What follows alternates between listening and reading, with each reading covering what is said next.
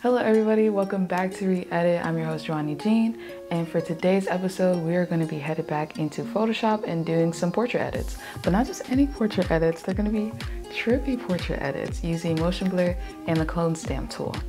I just wanted to say for that these next couple of weeks I'm going to be putting out some pretty complicated, somewhat advanced stuff that hopefully I'm ready for. Hopefully you're ready for. But mostly hopefully I'm ready for it because I'm the one that has to make the episodes and put the videos out. But you know, besides that, I just wanted to take it back to Photoshop as sort of like a calm before the storm. Not because these edits are, you know, simple. I mean, they're fairly straightforward, you know what I'm saying?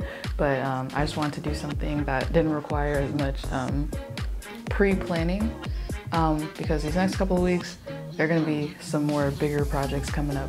So I just wanted to take it back to center. I also just love Photoshop. I don't do enough graphic design work because I edit videos all the time.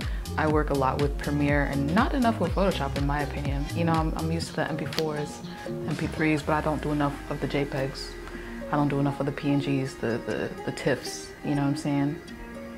So that's why I'm doing this right now. And hopefully you guys really enjoy this edit. But without further ado, I'm just rambling. Let's just get right into the edit. I'll see you in Photoshop. Hello everybody, welcome to Photoshop.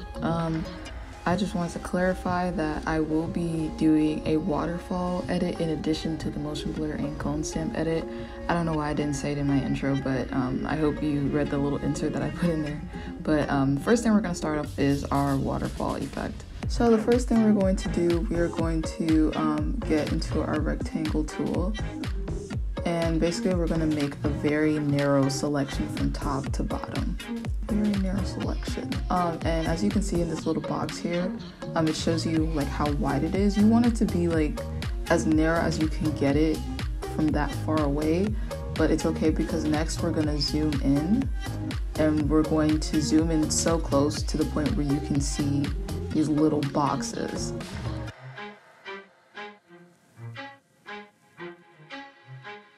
These are pixels, and basically what the goal is with this edit is that we want the selection to be 1 pixel apart.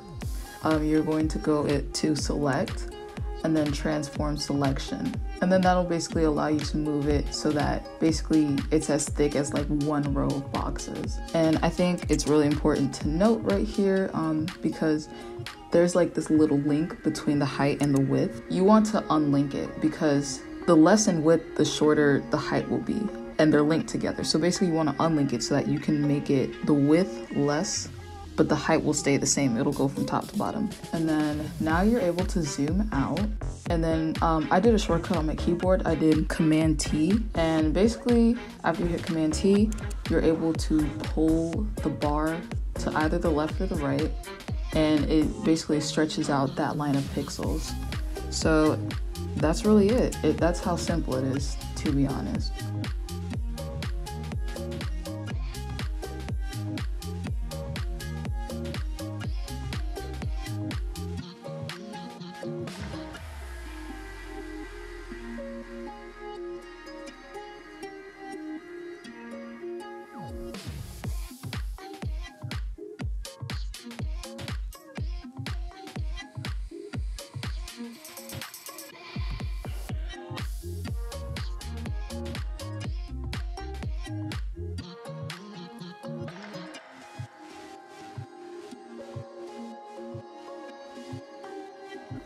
Okay, so now we are going to start on our clone stamp edit. So I have 3 pictures of me just standing out in my backyard, doing what I do.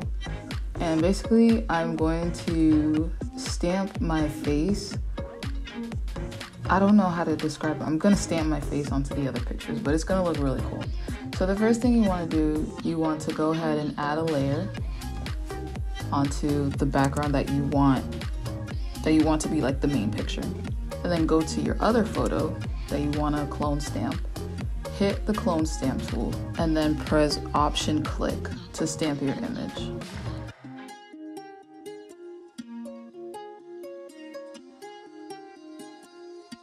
Go to your main photo, your background photo, and click to stamp it onto there.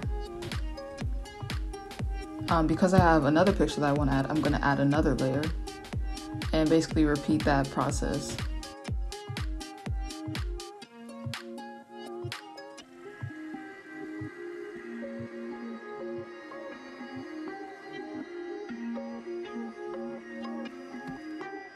Just like that.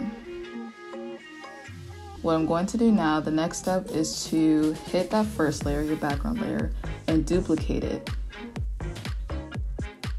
After you duplicate it, you're going to go to Filter, Blur, Motion Blur. And so adjust the settings to the motion blur effect that you want.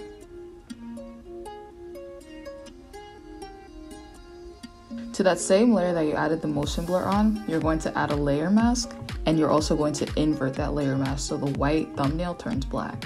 So in order to show the motion blur effect, after you invert the mask, you're going to hit the brush tool to basically reveal the motion blur. So as you can see, my face is blurred out.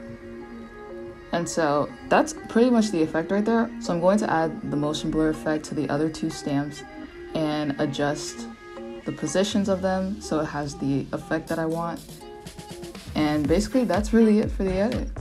This one was a little bit more complicated. It took me like a couple tries because I was trying to copy exactly the tutorial that I was doing. It just wasn't working for me, but it had the same, literally the same effect. And I thought this was a little bit cooler, if I'm being so honest. And so yeah, this is our Trippy motion blur effect. Not too bad, right? Don't forget to save your projects, y'all. I hope you really enjoyed this. Here's a few examples that I was working on. Here's the final product of all of them. I really hope you enjoyed that, and I'll see you.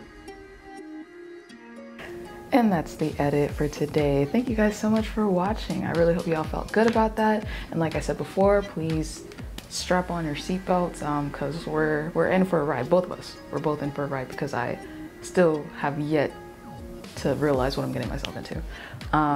But yeah, thank you so much for watching this episode. Please be sure to like, comment, and subscribe to UNF Spinnaker TV on YouTube.